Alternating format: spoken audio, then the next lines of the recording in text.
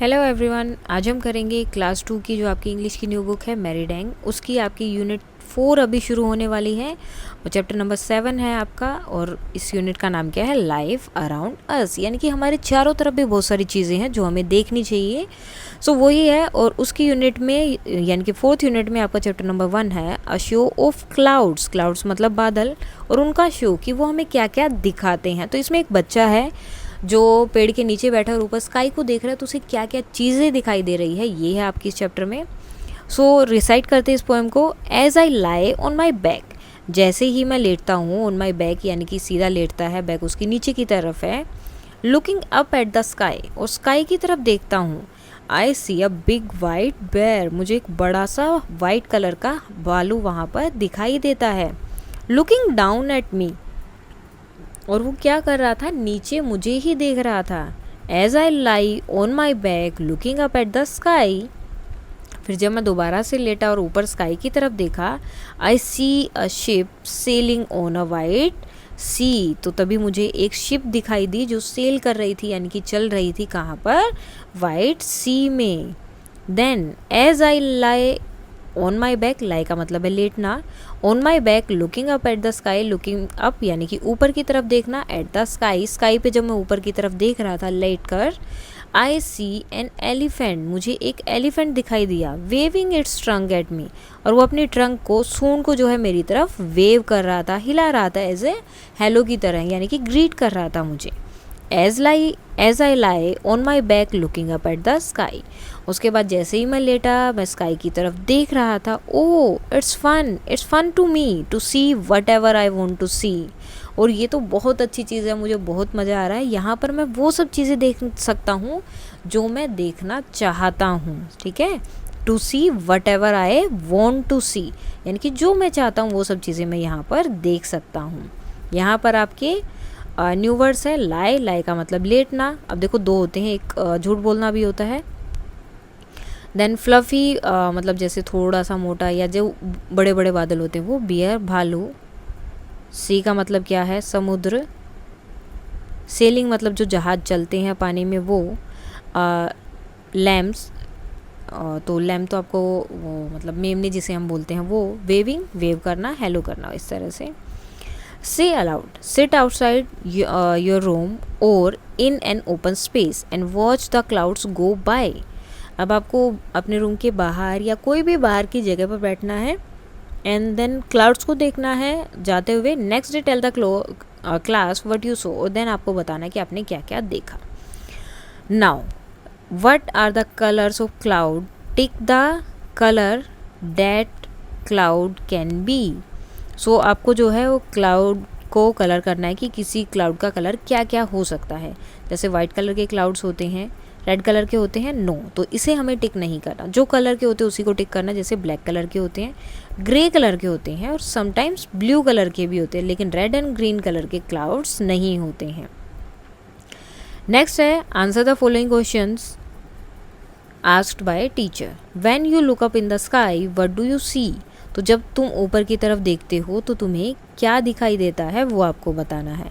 सो अब इनका आंसर जो है अलग अलग रह सकता है। For example, when I look up the sky I see a horse, और आई सी अ सन, और I C an aeroplane.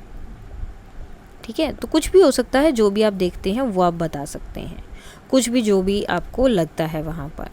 Now, in this poem, what animals did the child see as he looked up the clouds? तो जैसे ही वो clouds की तरफ देखता है तो उसे क्या क्या दिखाई दिया था? सो एनिमल्स की यहाँ पर बात हो रही है, तो क्या क्या था? At the child could see the white bear and elephant. तो एनिमल में तो उसे यही दिखाई दिया था, बाकी उसे शिप दिखाई दी थी, तो शिप एलिफेंट नहीं है। What do you see in the sky during the day? Right any 3 things you see. अब आपको क्या क्या दिखाई देता है, ठीक है। सो जैसे कि फॉर एग्जाम्पल यहाँ पर आपके क्लाउड्स हो गए, एंड देन बर्ड्स हो गए, और क्या दिखाई देता है? सन हो गया, ठीक है। तो कोई भी और भी चीज़ें आपको अगर देखनी है, लिखनी है, तो आप वो भी लिख सकते हैं। नेक्स्ट है what do you see in the sky at night, रात में आपको क्या क्या दिखता है? सो मून होता है, और क्या होता है? स्टार्स होते हैं एंड क्लाउड्स। तो ये चीज़ें हमें दिखाई देती हैं। नेक्स्ट आता है आपका picture time. You have to join the dots in alphabetical order. Alphabetical order में आपको ज्वाइन करना है, जैसे ए से बी से C, D E, F G H, I J, then K L M, N O P Q, N R S T U V W X Y Z. So इससे आपकी ये क्या बन गई? एक बटरफ्लाई यहाँ पर ड्रॉ हो गई है। Now repeat after the teacher. जैसे जैसे टीचर बोले आपको ये सब चीज़ें क्या करनी है? रिपीट करनी है। The poem has the word back. क्या वर्ड आता है उसमें? बैक। बैक का मतलब पीठ जो होती है आपकी वो। Listen to your teacher and say the following words with your teacher. तो अब देखो यहाँ पर जो सी और के पीछे आया है, इनसे क्या बन रहा है? क बन रहा है। ठीक है, अब हर एक में यहाँ पर वो सब चीज़ें दी हैं।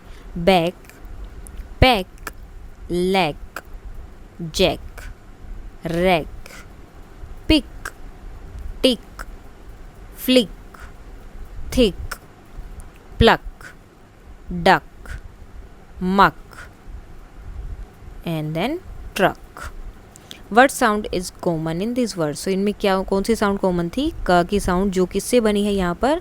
सी और के से। तो कौन सी साउंड बनी है सी और के से? क की साउंड बन रही थी। सो ये सारे आपके वर्ड्स थे। इसके साथ ही आपका ये चैप्टर होता है कंप्लीट, और आपके जो कुछ new words word meaning and question answer बन सकते हैं वो भी हम कर लेते हैं साथ में। तो सबसे पहले हम स्टार्ट करते हैं न्यू वर्ड से। Bear, ship, elephant, trunk, sky, sea, back, fun, wave, white. Then उसके बाद आते हैं आपके वर्ड मीनिंग। बेयर मतलब भालू, शिप जहाज जो पानी में चलता है वो वाला, एलिफेंट हाथी, ट्रंक सूंड, स्काई आकाश, सी समुद्र, बैक पीठ, फन मज़ा जब आप मस्ती करते हैं वो सब चीज़ें, वेव लहराना जैसे सी वेव्स आती हैं उस तरह से, और वाइट का मतलब होता है सफ़ेद।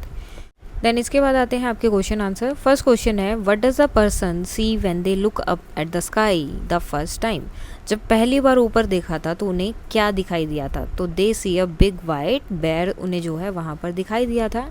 Question number 2, what is the ship doing in the sky. Ship जो है वहाँ पर स्काई में क्या कर रही थी? So the ship is sailing on the white sea. Question number 3, what does the person see the elephant doing. Elephant क्या करते हुए उस पर्सन को वहाँ पर दिखाई दे रहा था? So the elephant is waving its trunk. तो वो वेव कर रहा था अपने ट्रंक को, यानी कि हिला रहा था। क्वेश्चन नंबर 4 है how does the person feel about looking at the sky and imagining thing. तो उसे जो कैसा फील हो रहा था उस चीज़ों को जो इमेजिन कर रहा था स्काई में देख रहा था। So the person think it's fun to see whatever they want to C.